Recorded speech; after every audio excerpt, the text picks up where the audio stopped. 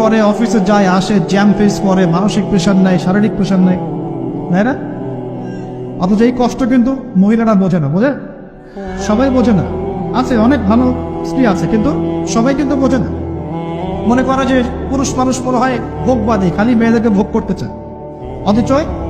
অথচ সবাইকে সুখে রাখার এই চেষ্টায় একজন পুরুষ দিন শেষে নিজেই সুখী হয় না। বহু পুরুষ শেষ বয়সে গিয়ে একাকিত্বে ভোগে, একা হয়ে যায়।